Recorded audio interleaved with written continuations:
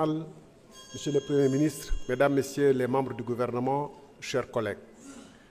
Monsieur le Premier ministre, le 27 décembre dernier, devant cette même Assemblée, vous promettiez aux Sénégalais, à travers votre déclaration de politique générale, des lendemains qui chantent.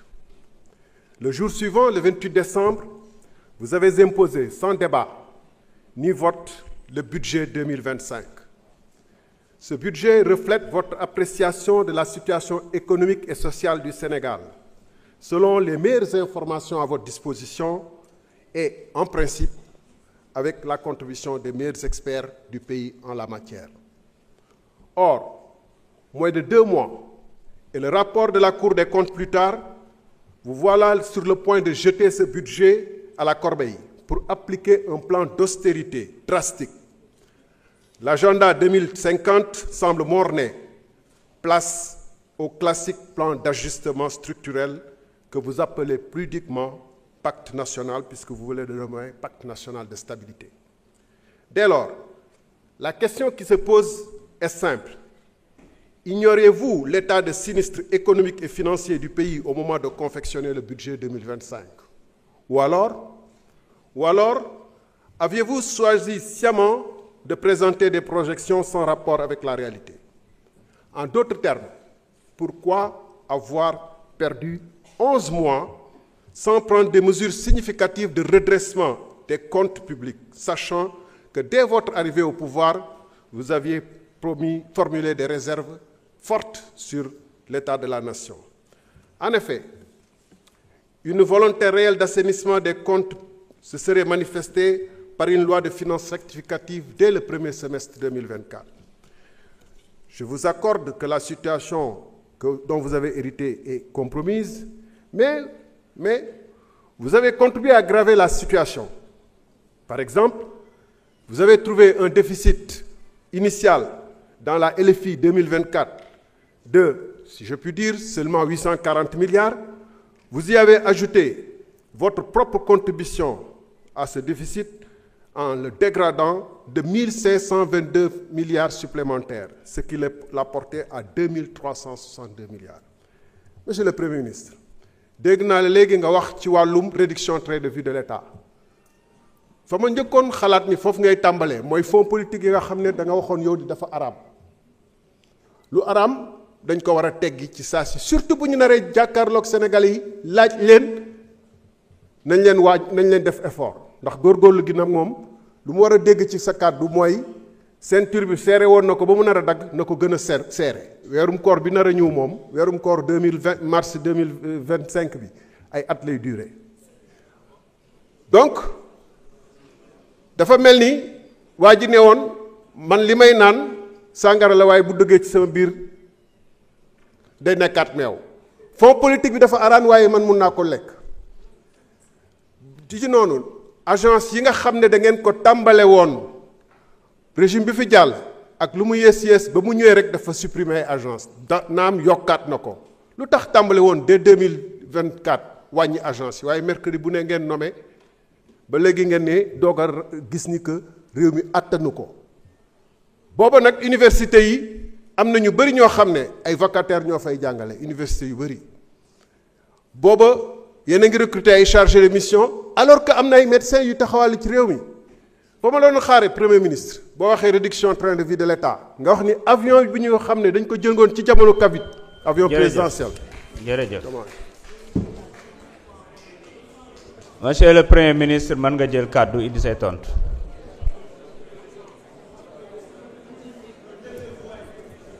S'il vous plaît. nañu wéyal déglu bi. Merci beaucoup. Je pense que dans les interpellations de l'honorable député Thierno Alassane Sall, il y a beaucoup d'amalgame.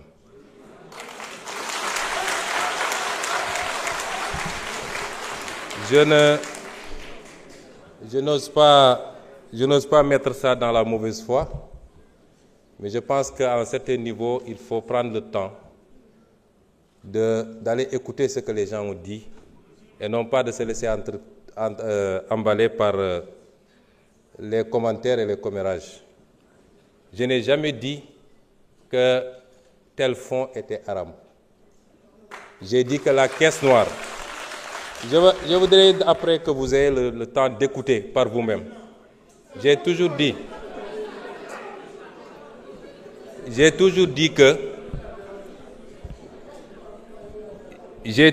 que dans un pays, il faut qu'on soit très clair, dans un pays, avoir des fonds qui sont laissés exclusivement à la discrétion d'un homme, fût-il président de la République, qu'il peut utiliser à sa guise, qu'il peut donner à qui il veut, qu'il peut même mettre dans une pièce, mettre de l'essence et allumer, c'est inadmissible parce que c'est l'impôt des Sénégalais. Par contre, dans tous les pays du monde, et même dans ceux qu'on appelle les plus grandes démocraties, il y a ce qu'on appelle les fonds secrets, qui permettent de régler des situations qu'on ne peut pas afficher publiquement et qui font l'objet d'un encadrement. Et en étant député ici, et en étant dans l'opposition, j'avais fait même des propositions sur cet encadrement-là. Et cela correspond à la vision de PASTEF qui sera matérialisée dans la gestion de ces fonds secrets. Parce que nous respectons toujours nos engagements, nous. Et nous, au moins, on a pris ces engagements, vous ne les avez jamais pris. Ça veut dire que vous auriez largement joui des fonds politiques, comme vous avez joui du régime de Macky Sall pendant des années sans avoir jamais dénoncé. Et vous ne pouvez pas aujourd'hui donner des leçons. Le budget 2024, le budget 2025 est un budget qui a été pris dans les conditions que tout le monde connaît. C'est un budget à minima qui a permis au moins de sauver cette année budgétaire, de ne pas être face à un blocage à la date, à l'échéance. Mais il était évident qu'entre l'installation de l'Assemblée nationale et le moment du vote du budget, il était impossible de procéder à l'élaboration d'un budget dans des standards que tout le monde accepte. Et c'est pourquoi nous sommes en train de travailler à la loi de finances rectificative que vous appelez, qui sera celle qui sera réellement conforme à notre programmation. Et austérité, c'est vous qui l'avez dit. Nous ne sommes pas dans l'austérité. C'est l'impression que vous ne comprenez pas ce que c'est que l'austérité. Nous ne voulons pas que le pays s'arrête malgré la situation difficile. Nous voulons aujourd'hui travailler malgré tout, en faisant des efforts sur nous-mêmes, à dégager des marges budgétaires qui nous permettent, tout en continuant à respecter nos engagements, aussi bien par rapport à la dette intérieure que par rapport vis-à-vis de nos engagements internationaux, de pouvoir avoir des marges budgétaires pour lancer le programme Vision 2050. C'est de ça qu'il est question. Et ça, ce n'est pas de l'austérité.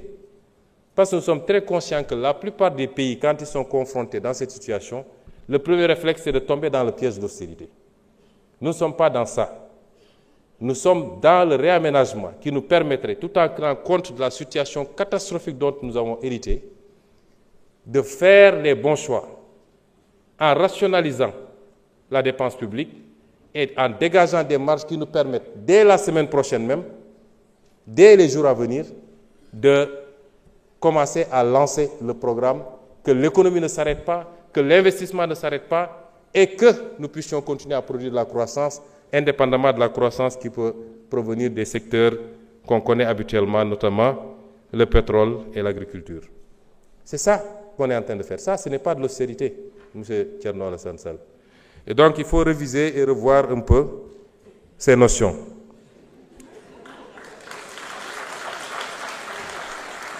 Et vous dites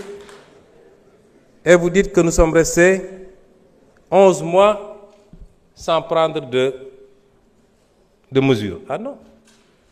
Durant ces 11 mois, on en a tellement pris des mesures correctives. Mais il se trouve que quand vous arrivez, vous héritez d'un État. Vous lancez des travaux.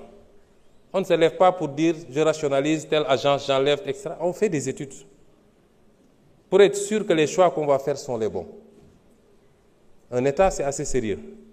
Et durant le temps de ces études, il fallait continuer à faire tourner l'État, comme on dit. Il fallait mettre des gens à la place qu'il faut pour qu'ils travaillent. Parce qu'il n'est pas question aussi qu'on laisse des gens qui ne partagent pas notre vision, qui ne comprennent pas notre combat, continuer à vouloir piloter des directions générales stratégiques ou des agences où on a besoin aujourd'hui de nous installer dans la vision 2050. Et le temps de faire ce travail, effectivement, on a mis ce qu'il faut. Ce qu'il faut saluer, et vous devez être le premier à le faire, c'est d'avoir le courage de dire, nous ne subirons pas la pression du militant, nous ne subirons pas la demande militante, et nous allons faire les réformes qu'il faut. Quitte à dire à un directeur général sur 3 que nous sommes désolés, mais le pays n'a pas besoin de cette responsabilité pour le moment. C'est ça le courage politique. On aurait fait comme tout le monde, comme vous avez fait quand vous étiez au pouvoir, on allait laisser les choses telles quelles et même créer de nouvelles agences. Monsieur Sall, quelquefois, il faut savoir applaudir, c'est bon. Ça ne vous enlèvera rien. Vous ne pouvez pas vous inscrire dans la critique gratuite, c'est pas bon. Les initiatives sont salutaires et saluées par tout le monde, mais dites gongo et puis c'est fini. Je vous remercie.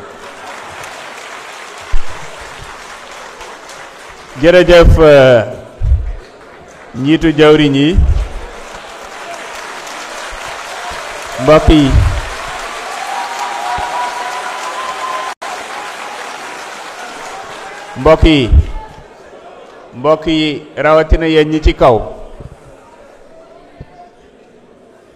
mbokk yi rawatina yéen ñi ci kaw ñu wàññi tàcc yi ak coow li ndax benn